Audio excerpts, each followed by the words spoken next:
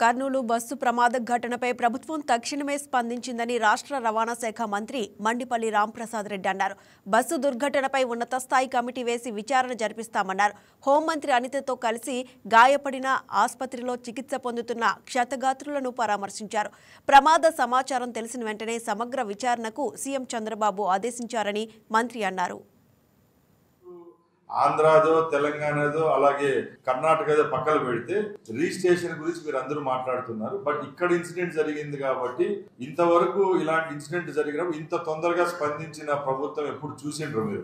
ఎందుకంటే గౌరవ ముఖ్యమంత్రి గారు ఫారిన్ ట్రిప్ లో ఉన్నా కూడా అక్కడ నైట్ టైం అయినా కూడా ఇన్సిడెంట్ జరిగిన 1 అవర్కి అందరినీ మమ్మల్ని అప్రమత్తం చేయడం, డీజీపీ గారు, హోమ్ మినిస్టర్ గారు, మా డీజీ గారు, ఇంటెలిజెన్స్ డీజీ గారికి చాపర్ ఇచ్చి ఇక్కడికి పంపించడం, మేము మంత్రులను కూడా రావడం, మా కలెక్టర్ గారు, ఎస్పీ గారు స్పందించడం అయితే మేము చాలా చేసాం. సార్ ఒకటే చెప్పారు సీఎం గారు పొద్దున, మన ఏరియాలో జరిగింది ఇన్సిడెంట్ కాబట్టి దీనికి ప్యూర్ డీటెయిల్స్ కావాలి, నెక్స్ట్ టైం ఇలాంటి ఇష్యూస్ జరగకుండా ఇప్పటి నుంచే ప్లాన్ చేద్దామని చెప్పారు.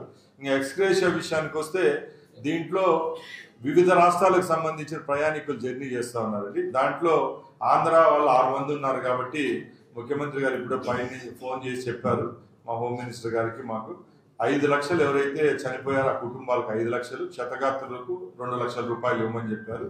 అదేవిధంగా నేను ఇప్పుడు కర్ణాటక మినిస్టర్తో, మన తెలంగాణ మినిస్టర్తో మాట్లాడాం. వాళ్ళు కూడా మన ఆంధ్ర రాష్ట్రంలో ఏ విధంగా మనం ఇస్తున్నామో ఆ విధంగా ఇస్తామని చెప్పారు. రిమైనింగ్ ఒరిస్సా, తమిళనాడు, బీహార్ రాష్ట్రానికి చెందిన వాళ్ళు 3 ఉన్నారని చెప్పారు డిపార్ట్మెంట్ నుంచి. వాళ్ళకు కూడా ఇదే విధంగా వచ్చేటట్టు మేము చర్యలు తీసుకుంటాం. ఈ ఘటన విషయానికి మనం మాట్లాడుకుంటే మెయిన్గా ఆ టైమింగ్ కూడా ఒక కారణం అండి. మామూలుగా యాక్సిడెంట్, ఈ ఫైర్ యాక్సిడెంట్ జరిగేటప్పుడు మార్నింగ్ టైం జరిగితే తీవ్రత వేరే విధంగా ఉంటుంది, డీప్ స్లీప్లో జరిగితే వేరే విధంగా ఉంటుంది. ఇప్పుడు లేట్ నైట్ 3 గంటలు అన్నప్పటికీ ఇప్పుడు సర్వైవ్ అయిన అందరినీ మీరు చూసారు, చిన్న చిన్న ప్రాబ్లమ్స్ అంతా బయటకు వచ్చేసారు.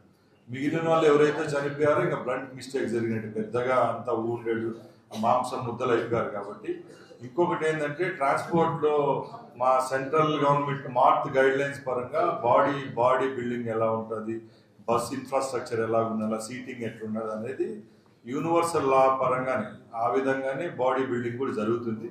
ముఖ్యంగా మీరు అన్నట్టు డిపార్ట్మెంటల్ ల్యాబ్స్ అనుకుంటే ఇంకా రోజు ఇలాగే జరుగుతూ ఉంటాయి. డిపార్ట్మెంటల్ ఏదో ఒకరో ఇద్దరు చేసిన తప్పులకు అందరూ కారకులు కాదండి. దీని విషయానికి వస్తే ఇలాంటి ఇన్సిడెంట్ లాస్ట్ 2 months బ్యాక్ ఒక ఏపీఎస్ఆర్టీసీ టౌన్ సర్వీస్ బస్సు ఏదైతే వైజాగ్ సిటీలో ఉందో అది మార్నింగ్ జరిగిన టైం వచ్చి 8:30 జరిగింది. ఆ టైంలో 110 మంది బస్సులో ఉంటే 60 నిమిషాల్లోనే ఎవాక్యుయేట్ చేశాం. ఎందుకంటే అది మార్నింగ్ టైమ్స్ ఒక ఆటో అతను చెప్పడంతో బస్సు ఆపేసాం. దానికి విండోస్ ఓపెన్ ఉంటాయి, డ్యూయల్ డోర్ ఉంటుంది, దాంట్లో వచ్చేస్తాం. బట్ ఈ స్లీపర్ కోచ్లు అనేటివి నైట్ టైం ట్రావెల్ చేసేటివి, డిజైన్ ఫర్ పడుకొని ప్రయాణించేదానికి ఉంటాయి. ప్లస్ దీంట్లో కూడా ఏంటంటే ఫ్లేమబుల్ మెటీరియల్ ఎక్కువగా ఉంటుంది, బెడ్షీట్ ఉంటాయి, కుషనింగ్ ఉంటుంది, పిల్లోస్ ఉంటాయి. దీనివల్ల ఎక్కువ శాతం బర్నింగ్ అయింది కాబట్టి దీనివల్ల ఇంత నష్టం జరిగిందండి.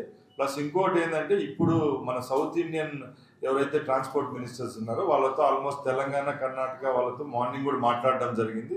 రోడ్ సేఫ్టీలో ఇది 3rd ఇష్యూ, ఇక్కడ ఈ అగ్నికి సంబంధించి ఇదే హైవే మీద 3rd ఇన్సిడెంట్ కాబట్టి దీని మీద తప్పకుండా ఒక కొత్త గైడ్ లైన్స్ అన్న తీసుకొని వచ్చి మేము సెంట్రల్ వాళ్ళతో కూడా మాట్లాడి ఇలాంటి ప్రమాదాలు అరికట్టడానికి చర్యలు తీసుకుంటాం.